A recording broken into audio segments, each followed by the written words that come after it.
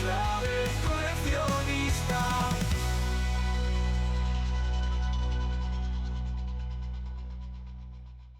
Muy buenas, ¿qué tal? ¿Cómo estáis? Bienvenidos una vez más aquí a Enclave Coleccionista, una nueva entrevista, una entrevista muy interesante, ya que tengo conmigo pues, a un director que cuenta con tres películas, Rementari, Irati y Gawa, tres películas que me gustan muchísimo, por lo que para mí pues es todo un honor poder tener en el canal a Paul Urquijo. Muy buenas, Paul, ¿qué tal? ¿Cómo estás? Hola, buenas, un placer.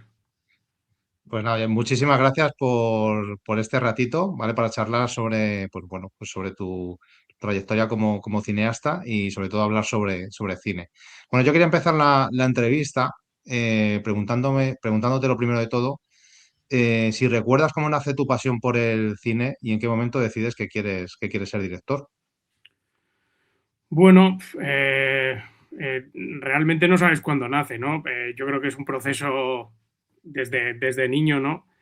Recuerdo mucho pues bajar al videoclub, a coger películas los viernes, sobre todo películas de fantasía, yo qué sé, me encanta Jason y los Argonautas, de Ray Harryhausen, Conan el Bárbaro, Leyes, de Ridley Scott. Bueno, pues bueno, las de Jim Henson también, ¿no? Dentro del laberinto, o sea, eran películas que me encantaban de niño. Y bueno, luego desde siempre me ha gustado ilustrar, contar historias, me gusta la mitología, la fantasía y demás. Y claro, el cine me encantaba. De hecho, tenía un cine justo enfrente de casa y yo durante toda mi adolescencia he estado bajando al cine solo a ver películas, cogía una tarde y me bajaba. Era como algo muy normal. Lo que pasa que, claro, yo no me planteaba ser director de cine porque el cine en general, o sea, en mi órbita no existía ni nadie que hiciera cine, ni digamos que en mi país tampoco se hace el tipo de cine que me gusta. O sea, para mí era otro planeta. O sea, era algo que no, ni siquiera me lo planteaba como tal. Entonces, bueno, yo estudié Bellas Artes para, en principio para ser ilustrador o dibujar cómics o hacer concept art o lo que sea. Y ahí fue cuando empecé a hacer mis primeros pinitos con cámara, de empezar a hacer cortos y tal, y dije, bueno, yo también puedo hacer esto a mi nivel, ¿no? Y así poco a poco haciendo cortometrajes cada vez más ambiciosos, pues siempre vinculados al género fantástico y tal, y vi que podía hacerlo. Y bueno, ya luego ha sido una trayectoria larga durante 20 años, y bueno, pues siendo muy cabezón, pero no, o sea, no hay un momento en el que diga, yo quiero ser director de cine, sino que ha sido un proceso. Un proceso natural, ¿no? Que llegas al final un poco pues a eso, ¿no? ¿Y cómo surge llevar a cabo esa primera película, Rementari? Bueno, pues ya después de unos años haciendo cortometrajes, ya tenía claro que quería ser director de cine y Pachi Armentaria es mi cuento favorito de niño.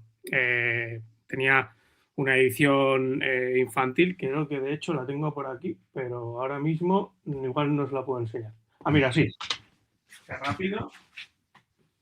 Aquí está. Este es el cuento que yo tenía de niño. Qué De hecho, bueno. aquí está. Firmado por mí. Y aquí se veían pues, los demonios, cómo él visitaban al herrero, cómo al final, bueno, pues intenta entrar en las puertas del infierno Pachi Rementaría. Ay, pues mira, Perdona, porque te quería poner en grande vale. para que se viera ahora. Ya Vale. está. Y bueno, pues me hacía mucha gracia.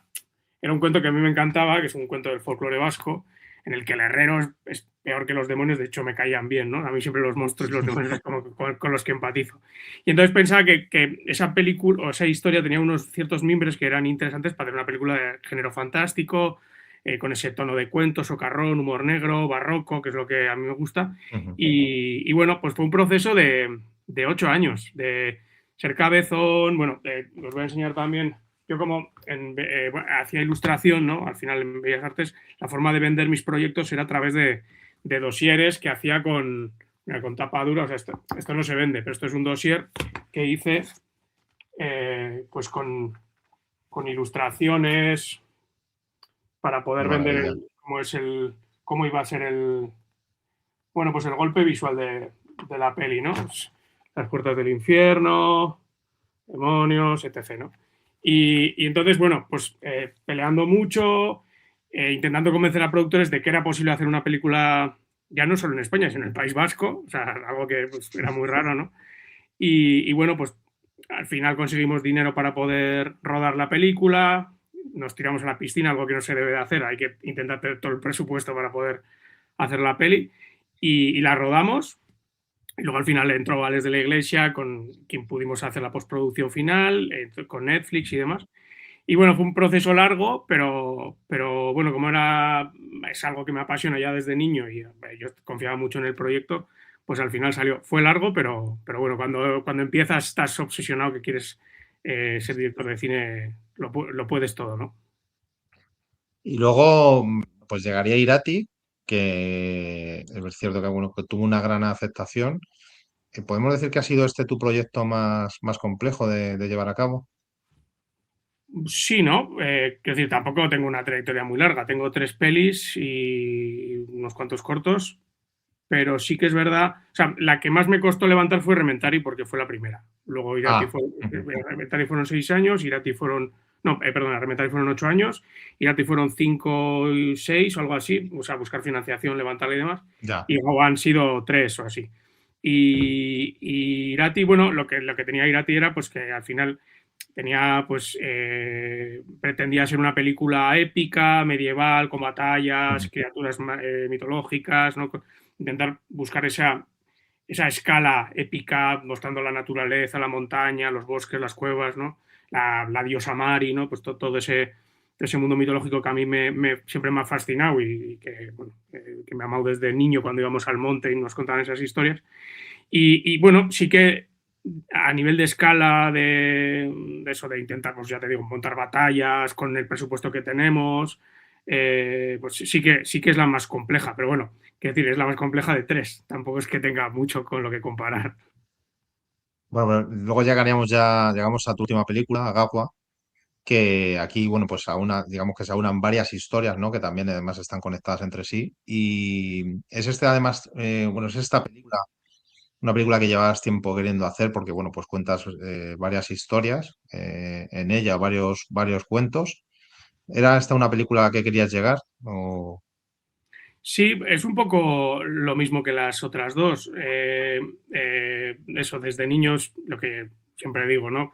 Eran los cuentos que me contaban de niño y es lo que quiero pues transmitir o contar y demás y poner en escena, ¿no? Y Gawa era, digamos, la parte más oscura de esos cuentos mitológicos, ¿no? Cuando íbamos al monte Ujú, nos contaban esas historias a la noche, cuando dormíamos en el raso, que la noche era la dimensión de Gaweco, ¿no? Era el reino del dios de la noche, donde sí, había toda clase de demonios, brujas y demás, y luego todo ese mundo relacionado con los aquelarres, las brujas, ¿no? Que es algo con lo que yo he crecido desde niño, ¿no? Aquí en el País Vasco además es algo, ya no, o sea, en España todo lo que tiene que ver con la brujería hay un imaginario muy rico y en el País Vasco mm, pues, relacionado con la Inquisición, con Zugarramurdi, con el proceso de Logroño y demás, pues hay muchas historias, ¿no? ujú. Y yo es que he crecido con eso, entonces estaba obsesionado con intentar hacer una historia de mitología oscura donde aparecieran diferentes otros cuentos, digamos, otras historias, ¿no? Es como una especie como de muñeca rusa en el que ves que hay historias dentro de historias y Ajá. especialmente, pues eso, Gaueco, Mateo Chistu, el cura loco obsesionado con esa liebre, Inguma, que es una especie de demonio que te estrangula mientras duermes, y Akerbelch y los aquelarres y las brujas, ¿no? O sea, es algo que Ujú. siempre me ha fascinado y que desde luego quería llevar a la pantalla. Y, bueno, son películas que además has rodado en euskera. ¿Era clave para ti el que se rodaran en euskera?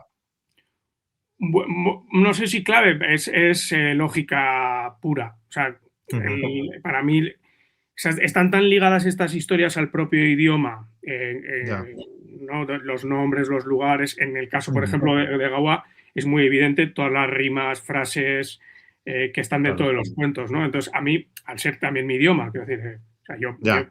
yo vivo en euskera y he estudiado en Ujú, euskera y en casa hablo en euskera y estas historias a mí me han llegado en euskera. Entonces, para mí era como si lo hubiera hecho en otro idioma, que sí que ha habido, o sea, los productores siempre desde Rementari, siempre me decían, oye, ¿por qué no lo hacemos en castellano? Que conseguimos más dinero, que conseguimos un casting más internacional o incluso en inglés, me decían. En su día me dijeron, me hablaban de Bardem para hacer del herrero en Herrero y Diablo, o sea, en Elementary, o sea, era absurdo. O sea, eso no hubiera pasado jamás. Pero, o incluso Benicio del Toro, o sea, me decían unas cosas que decían, o sea, no os voy a hacer caso, para mí esto es importante, voy a ser cabezón, tiene que ser euskera, porque aparte no me creo esto que me contáis, ¿no? Pero bueno, siempre hay, los productores intentan, bueno, que la película sea más grande y tal, pero yo prefería mantener el espíritu de la naturaleza de la propia leyenda. Y en el caso de tanto Irati como Engawa, es un poco lo mismo. O sea, está tan vinculado a la tierra y al lenguaje que hacerlo de otra manera hubiera sido desvirtuarlo y restarle credibilidad, restarle, no sé, espíritu, ¿no? Entonces, para mí es que es lógico. Y bueno, viendo además esa maravilla que nos has enseñado de Rementari, ¿no? Ese libro, ¿no? De arte conceptual. ¿Qué aspectos son los que más tratas de cuidar en las películas? La ambientación, la atmósfera, también localizaciones, que hablabas también en Irati, que fue algo complejo. Sí, hay. O sea, yo sí que es verdad que como director pienso sobre todo en imagen, ¿no? O sea, el golpe visual, el encuadre pictórico. Hay ciertos planos en mis películas que son como si fueran estampas, ¿no? Siempre, yo quiero que haya una imagen que te golpee y parezca una ilustración que nos lleve a ese mundo, a ese bagaje visual del cual hemos bebido, ¿no? Los que nos gusta el fantástico. Ilustradores, películas, pinturas, ¿no? Un poco todo eso. Sin ser específico de quiero que se parezca a esto. Pero sí que hacer una imagen, digamos, que pueda recordar a ese cuento, ¿no? Y siempre pues me gusta mucho jugar a contraluces para que parezca como una especie de cuento de sombras, ¿no? Siempre esa idea de que sea como un cuento contado junto a la hoguera, o en este caso el lavadero, ¿no? Y sí que creo que sobre todo pienso mucho en la imagen, la textura, en la interpretación de los actores también que tenga que vaya un poco en la misma línea, ¿no? De ese barroquismo que es con el que yo vibro mejor. O sea, yo es que me siento cómodo en el más es más, ¿no? Es como me gusta eso. Y yo creo que lo cuido mucho. O sea, sí, me hago todos los storyboards, me voy yo a localizaciones, algunas ya las conozco. Me gusta que sobre todo sean localizaciones reales y que ya tenga realidad. ¿No? Me gusta ir a rodar a un bosque real porque está lleno de personajes el propio bosque, ¿no? El liquen, la seta, los árboles y tal. Luego, cuando no es posible o no es viable por cuestiones de producción, como por ejemplo la última escena de Gaua, la del aquelarre, eso se rodó en un plató. Que ahí, bueno, está Izaskun Urquijo, que es la directora de arte, que es magnífica y consigue que parezca un bosque real. Pero las cuevas, la herrería, los castillos, los caseríos y todo eso, todo es real y para mí es importante. Algunos ya los conocía y otros pues se hace scouting y se buscan localizaciones. Pero sí que es verdad que todo ese aspecto visual lo aterrizo primero en un dossier muy visual para poder transmitírselo al equipo y bueno, y convencer a los productores de que pongan la pasta. Pero yo creo que sí que es esa especie como de golpe visual lo que más me importa. Sí, además que yo creo que esa textura que dices, ¿no? De ese realismo que se desprende muy bien en tus tres películas. Entonces al final es muy palpable toda esa ambientación, esa atmósfera, esas localizaciones. Es que lo que al final yo creo que también a mí me ha hecho además que me gusten tantísimo, vamos, tus tres películas. Y a ti además me fascinó muchísimo porque cuentas una etapa que no es muy habitual, que es el siglo, creo que era el siglo VIII, ¿verdad? Y claro, Que sí. no es una época que se haya explotado además mucho en el cine. Sí, Y, porque no hay mucha información tampoco. y aquí además, con lo que nos has comentado, yo quería preguntarte de estas tres películas, de si hay alguna de las que estés pues, más satisfecho o más contento un poco con el resultado final. Bueno, esa película, o sea, esa pregunta siempre es complicada porque que no puedes querer más a un hijo que a otro, ¿no? O sea, No. creo que es así. Cada película yo creo que es perfecta en su forma cuando la haces, como puedes, en el momento que la haces, ¿no? No hay otra versión de esa película. O sea, quiero decir, no, cuando dicen, no, esto me hubiera gustado o esto hubiera estado mejor, no, esa opción no existe. Porque tú cuando tomas Ya. las decisiones creativas que tomas, las tomas con las limitaciones que tienes, con los problemas que tienes, y cuando se crea esa película es la forma más perfecta que podía haber existido esa película. Y Ujú. así se queda. Entonces, yo evidentemente sí que noto que voy aprendiendo. Según voy haciendo, desde que empecé, haciendo los cortos hasta mi última película, sí que aprendo cosas. Ujú. Te diré, bueno, yo sobre todo he aprendido a hacer cine, haciendo cine, viendo cine Ujú. y leyendo cine, pero no he ido a una escuela de cine como tal, o sea, nunca me lo he podido permitir en ese sentido. Yo estudié Bellas Artes en la pública, donde tuve la suerte de acceder a Ujú. cámaras de vídeo digital en la época, justo estaba empezando pues la mini DV, o sea, todavía el Sí. HD era complicado, no se podía. Pero quiero decirte que yo voy aprendiendo, entonces eh, yo creo que mi última película para mí es la más redonda, porque creo que cada vez pues soy un director más determinado, más, Ujú. no sé, lo tengo más claro todo, aunque Ujú. también lo tenía muy claro en Elementary, pero bueno, aprendes también las dinámicas de los rodajes, Ya. de cuánto tiempo tienes, cómo gestionarlo, ¿no? Al final, un director básicamente es eso, es gestionar el tiempo, el equipo y el dinero que tienes para contar la historia. Agua la rodamos en 5 semanas y media, por ejemplo. Entonces, Ajá. Oh. que rodar eso en ese tiempo pues requiere una experiencia que he ido adquiriendo gracias a Ya. mis anteriores películas. Ujú. Entonces, a la pregunta cómo responder, bueno, pues te diría que Gawa, ¿no? Es un poco mi Ujú. película, creo que mejor película, pero Ujú. las tres son, Ujú. tengo mucho cariño.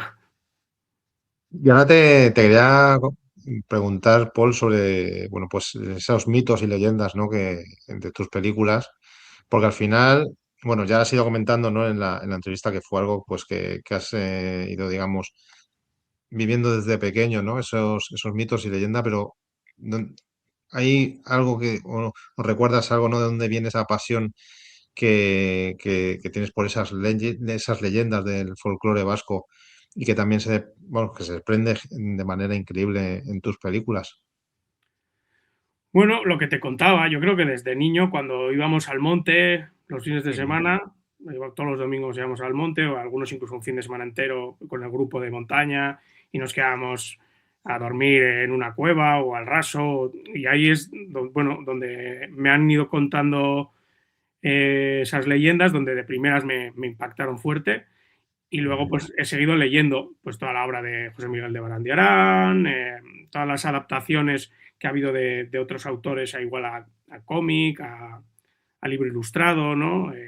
Y bueno, pues me he ido luego alimentando de todo ese material, incluso también pues de ensayos sobre antropología que hay Ujú. sobre la mitología, ¿no? Porque eso luego es lo interesante, cuando empiezas ya a ahondar a nivel simbólico dentro de la antropología, los vestigios arqueológicos que se encuentran, donde visualmente puedes encontrar, por ejemplo, yo qué sé, la representación de una diosa madre, ¿no?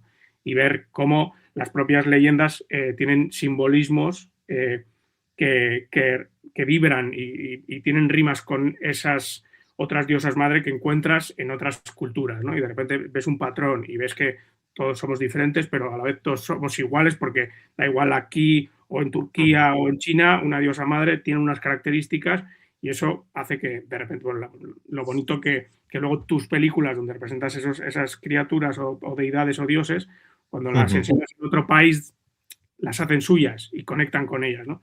Ahí hay un proceso muy bonito antropológico que también me encanta. Y has nombrado a José Miguel de Barandiarán, perdona. Sí, sí. Para los que nos estén viendo, quién es y cuál fue su aportación? Bueno, este es un cura, antropólogo, que,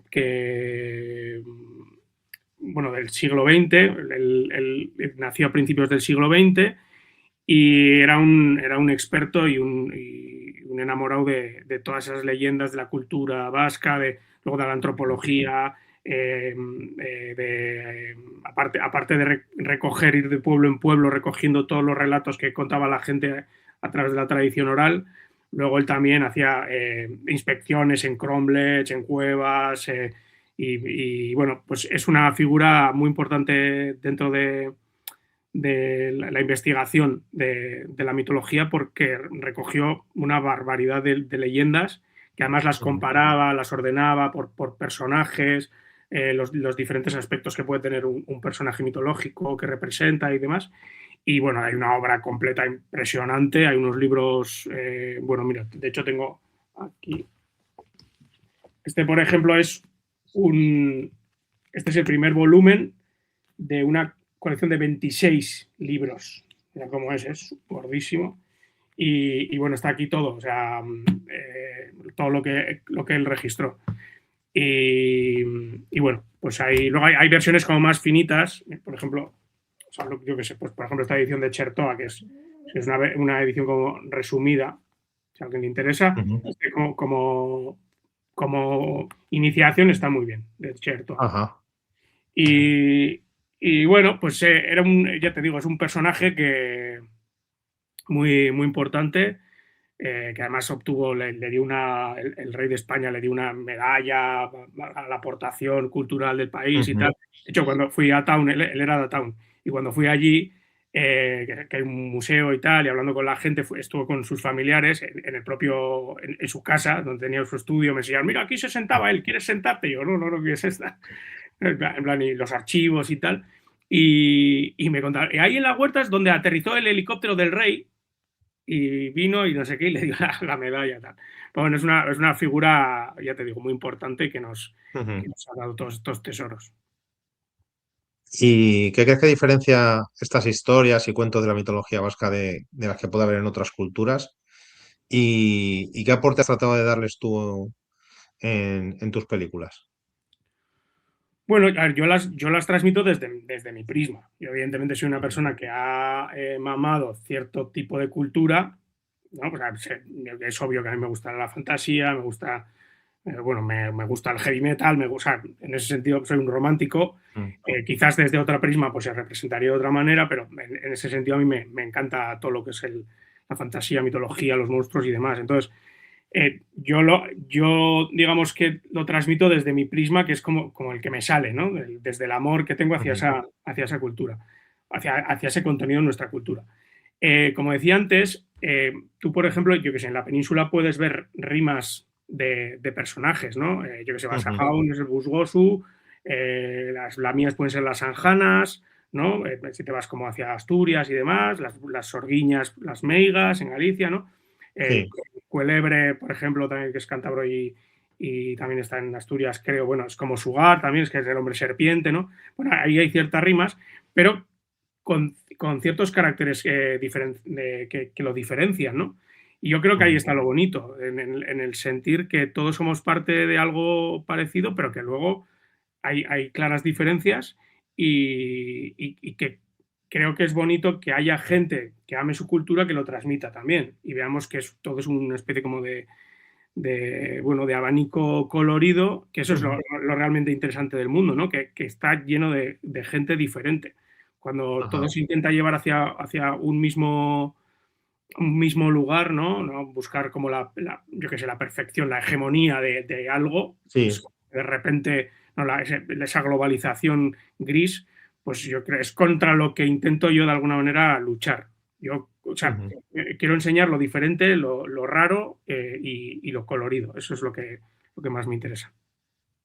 además yo creo que lo estás consiguiendo porque yo digo que hablando por mi parte, yo ahí, o sea, estoy llegando, gracias a tus películas, digamos que estoy teniendo un acercamiento, ¿no? A esos cuentos, a esas historias, a esa mitología vasca de la que en gran parte era desconocedor. Entonces yo creo que puede ayudar también a que se conozca, ¿no? Toda esa parte tan rica de esas historias bueno, pues sin lugar a duda, la verdad es que es, bueno, que es para darla a conocer.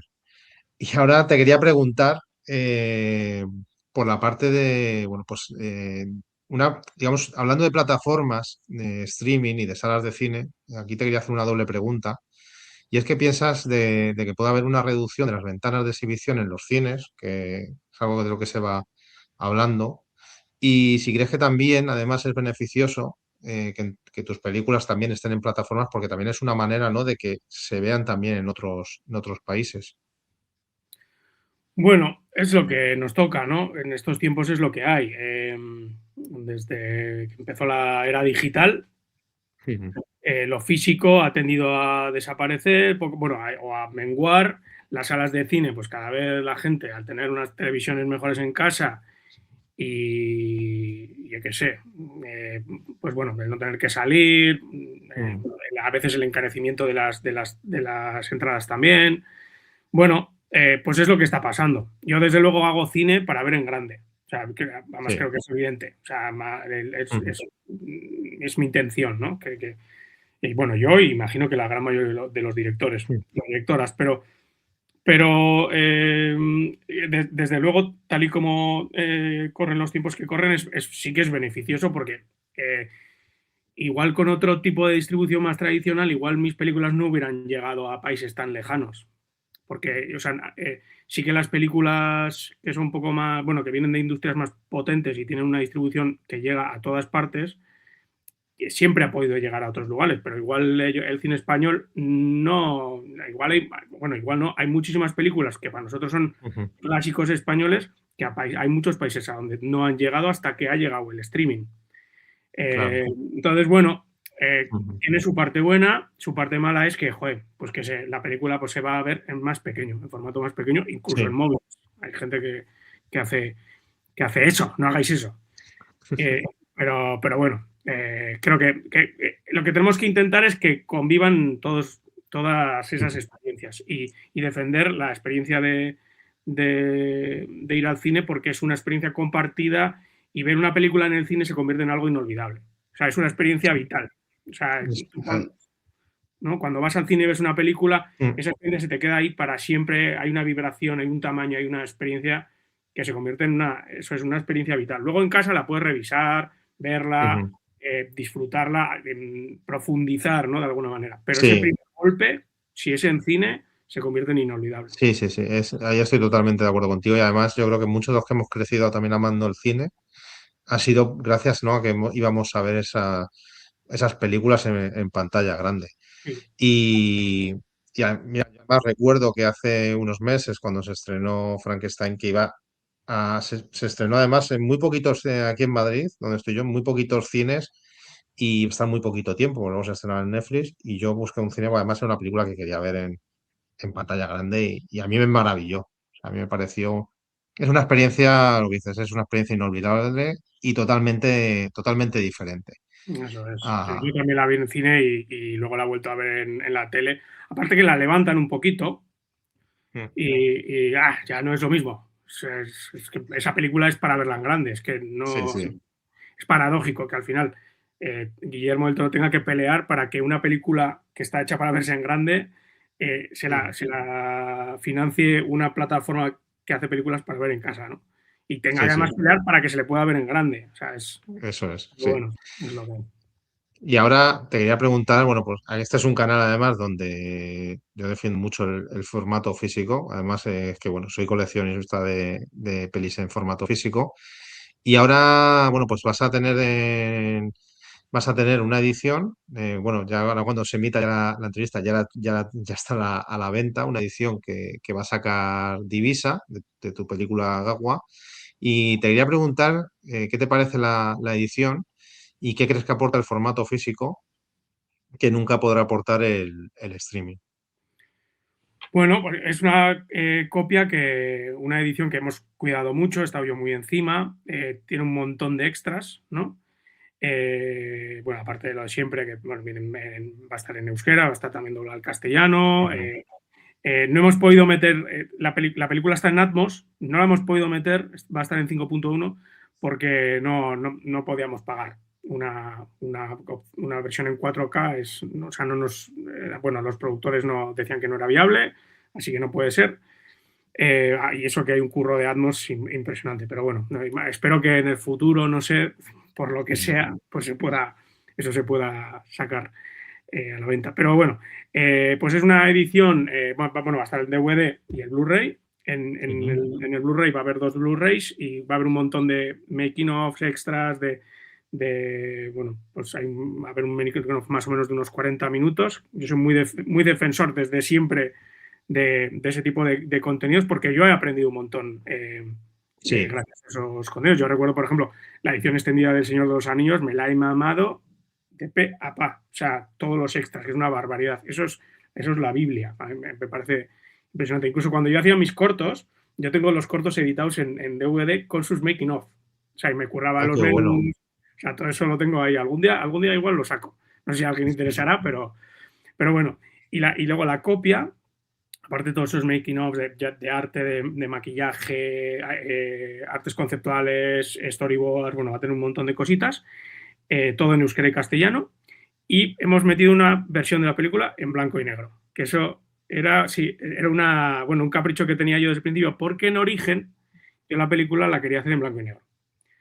Un poco bueno, una de las referencias visuales muy potentes para mí de la película es Haxan, ¿no? La brujería a través de los Vale. tiempos, la mítica película sobre la Inquisición y tal, la alemana, que es brutal. Entonces, era como que me apetecía hacer un poco esa versión vinculada a la mitología vasca, ¿no? Y bueno, al final, como el propio proceso me llevó a que no, yo lo que estoy aquí haciendo es ensalzando a las brujas, no haciendo un canto a la libertad, mostrar la noche lo más preciosa posible. Me dije, no, esto tiene que ser a color, potentísimo, un contraste entre cálidos y fríos de la noche muy bellos, ¿no? En 2:35, o sea, como que sea una experiencia cinematográfica potente y épica. Entonces me llevo a eso.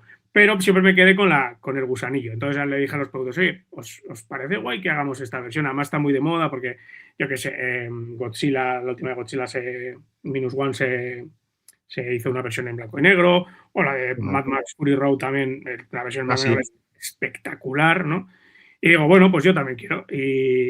Bueno, pues es un regalito que está ahí para quienes compran la versión física.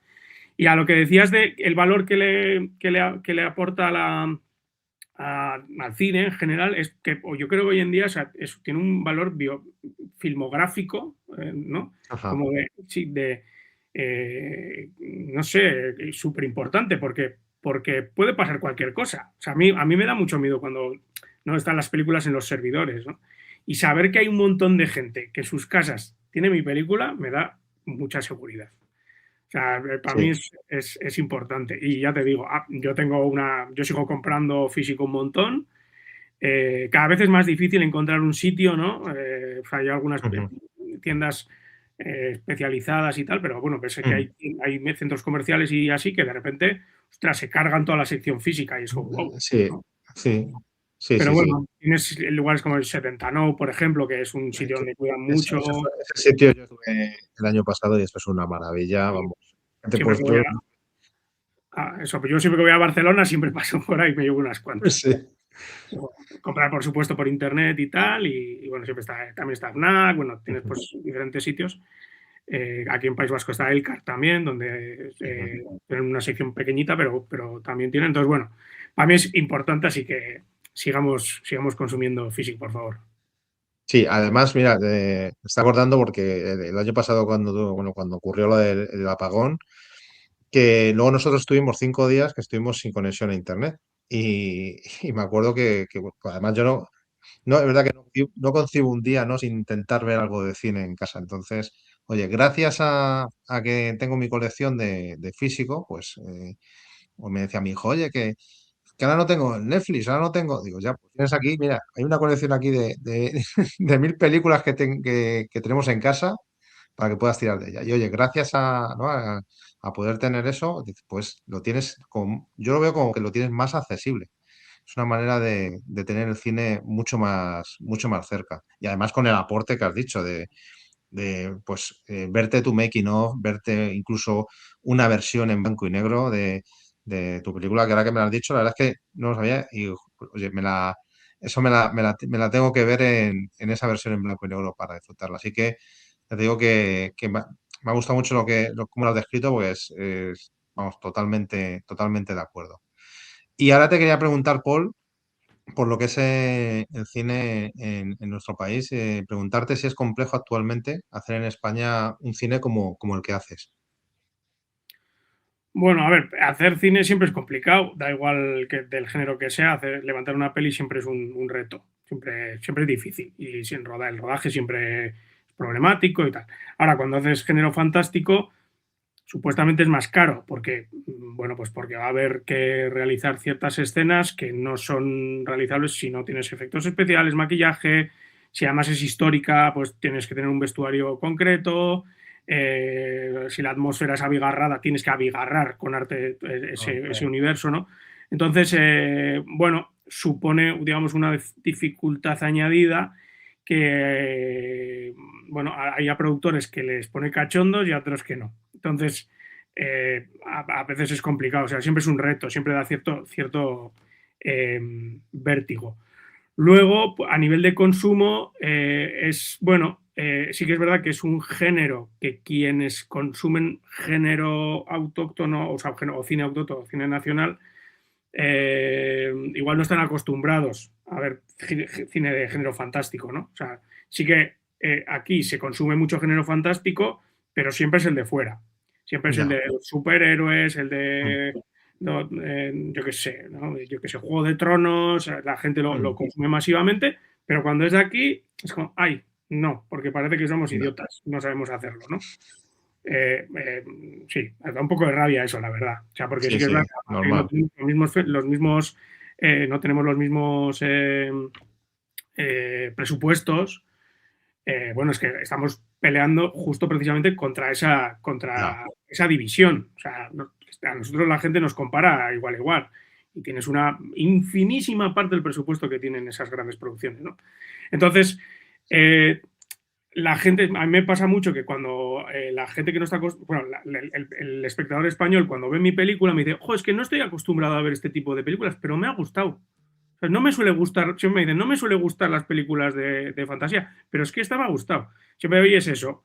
Entonces sí que notas que hay una falta de tendencia quizás a consumir esa clase de Ujú, pelis, pero bueno, yo creo que poco a poco sí que la gente lo valora, además ujú, valora ese aspecto añadido del tema tradicional, de recuperar nuestras leyendas. Yo creo que así que ahí está habiendo un aumento de producción de género fantástico, folk horror, ¿no? Un poco todo ese universo que creo que va a ir a más. Pero bueno, sí que es verdad que te sientes un poco solo.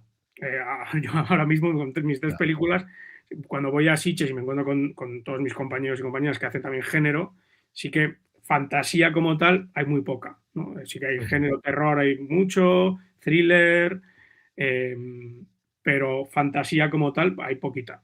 Pero bueno, ahí somos una comunidad que en Sitges, la verdad, y en festivales como la Semana de Terror de Donosti, siempre nos abrazan mucho. ujú. Y en general, ¿cómo ves la situación de la industria en nuestro país? ¿Es más fácil a lo mejor rodar cine hoy en día que hace unos años? Pues yo creo que sí, porque bueno, la industria española es una industria potente. Además, ahora hay, yo que sé, el tema de los incentivos fiscales y demás, está haciendo que cada vez se ruede más, en especial en el País Vasco ahora mismo, se está rodando Ajá. un montón. Y hay una tradición bueno, que se está manteniendo y se está haciendo cada vez, como hablamos ahora, pues hay más divergencia de géneros, ¿no? Hay cada vez más thriller, que antes igual no había tanto. ¿No? Pues digamos, desde la época de Pilar Miró, que cambió, digamos, el Ujú, paradigma del cine español, a partir de ahí, había como una línea muy marcada de cine de autor que se quiso que fuera así, para bien o para mal, para bien en muchos casos, porque han salido obras maestras impresionantes, pero por otro lado, dice, ay, me falta, no sé, otro tipo de cine, ¿no? Y poco a ya. poco se ha ido abriendo ese abanico gracias al trabajo y a esa industria. Y yo creo que hoy en día tenemos una industria bastante saludable en ese sentido. Así que, bueno, yo creo que sí. Siempre es complicado, pero yo creo que sí, que Ujú. cada vez se hace más. Y ahora te toca, aunque bueno, ya más o menos a lo largo de la entrevista, más o menos has ido comentándonos, ¿no? Sobre, ¿no? Director. y género que más te ha influenciado, que es más que evidente, pero bueno, porque nos digas. A ver, género, pues el género fantástico es el que más me gusta, no os voy a mentir y creo que es evidente, pero veo de todo, ¿eh? O sea, yo me encantan los dramas sociales, me encantan los musicales, los documentales, o sea, veo de todo. Pero sí que es verdad que a mí lo que me gusta es hacer género fantástico. Por un lado, porque son las historias que más me interesan contar desde mi prisma, ¿no? Pues con no sé, lo que yo quiero contar, las Ujú. ideas, sentimientos que quiero transmitir, como mejor las transmito es a través de, como mejor las sé transmitir, no sé si mejor, pero es a través del fantástico. Y luego disfruto muchísimo con el proceso creativo de diseñar las criaturas, ir al estudio, o sea, es algo que me fascina. Y cuando hablamos de directores, pues que eso siempre es una movida. Bueno, pues, yo que sé, un poco en la línea que me gusta, pues Terry Gilliam siempre ha sido un referente para mí. Alex de la Iglesia, la verdad es que pues yo, pues el Día de la Bestia para mí es una de mis películas favoritas, ¿no? Y ha sido siempre un referente. Guillermo del Toro, obvio, ¿no? Por ser un avalid del género fantástico Sí. que además lo dignifica, ¿no? O sea, el género fantástico más puramente fantástico con criaturas que además es capaz de llegar a los Oscar y ganarlos, ¿no? O sea, para nosotros es Sí. como el Papa. Y bueno, pues un poco hablando con Gaba, pues Neil Jordan, por ejemplo, en películas como En compañía Ujú. de lobos. Eh, Kurosawa es un director que me encanta a nivel, digamos, si me voy a algún clásico así Venga.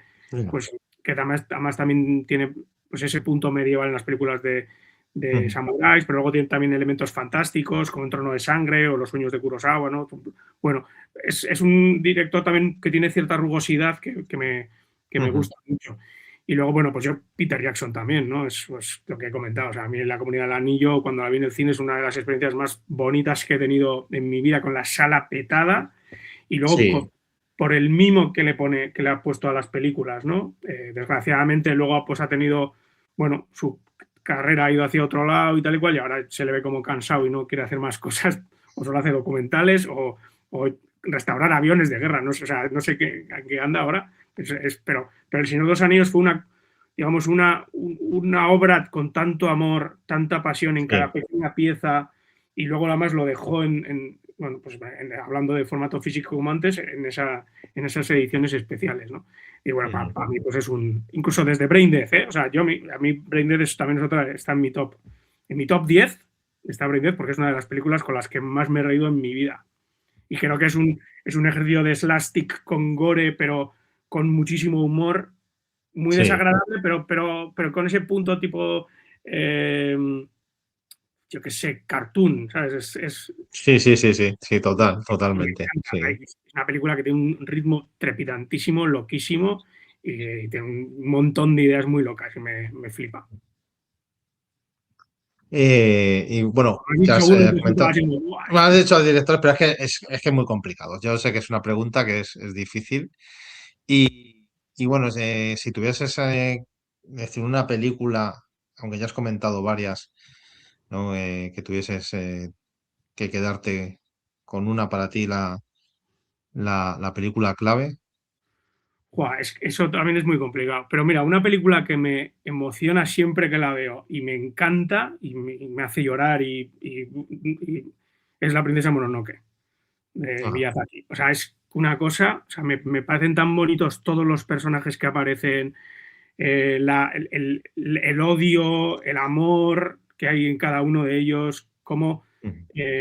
todos tienen justificación para hacer lo que hacen, ¿no? Esa lucha entre el ser humano y la naturaleza y esos dos personajes, ¿no? Ashitaka y Mononoke, esa relación es súper bonita, la banda sonora, visualmente, la tristeza que tiene la peli, o sea, me parece una obra para mí cumbre, total. Y ya, bueno, para ir terminando, yo te pedí, aunque ya lo has hecho, ¿no? Hace un rato, ¿no? Que nos has enseñado algún libro, pero alguien que se esté iniciando o que quiera, digamos, después de escucharte, ¿no? O de ver tus películas, que diga, quiero leer más o quiero iniciarme, ¿no? Un poco más en esas historias, ¿no? En esos cuentos de la mitología vasca, ¿qué libro le recomendarías? Bueno, o sea, este que os comentaba a nivel de texto, o sea, es todo texto y se lee muy rapidito y está muy guay. Pues aquí tenéis, Mitología Ajá, Vasca, de la edición Chertoa, que es de Barandiarán. O sea, es una versión ajá. reducida de todo lo que sacó.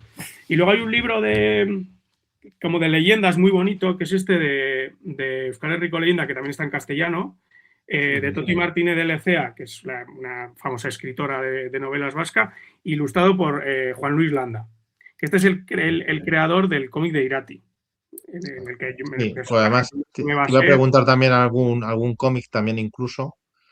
Uh-huh. El cómic de Irati es de Juan Luis Landa, Con ¿no? Luis Landa y José Muñoz. Es un cómic muy bonito, es bastante juvenil y tal, luego yo lo llevé para otro lado, Sí, pero es muy chulo. Pero este que os cuento tiene unas ilustraciones brutales. O sea, para mí es un poco como el Alan Lee vasco, por decirlo de una manera. ah, Mirad qué ilustraciones preciosas. pues, qué maravilla. Es una barbaridad. Y bueno, ya os digo, mirad aquí, por ejemplo, hay una Mari muy bonita. A ver si la encuentro. O sea, la acabo de ver. Bueno, mirad para que veáis aquí ilustraciones. O sea, Ah, bueno, es para inspirarte, ¿no? Para sentir, es un poco ese. Mira, aquí, por ejemplo, aquí está la imagen de Akerbelt, ¿no? Este es el cuento, por ejemplo, en el que es uno de los cuentos que aparece en Gawa, que es.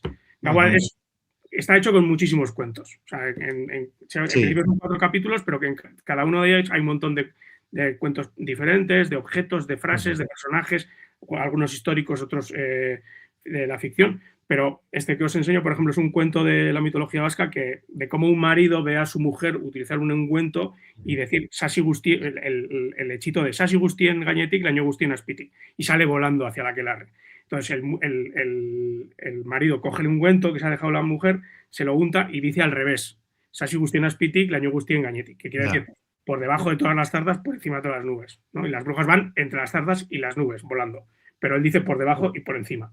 Y entonces él sale volando a través de toda la zarza, luego sube y hasta que llega a la aquelarre y ahí se ríen todos de él. En mi caso, quien haya visto la película, el final es un poco diferente, pero ese trocito de Gawa Ajá, viene de esa leyenda.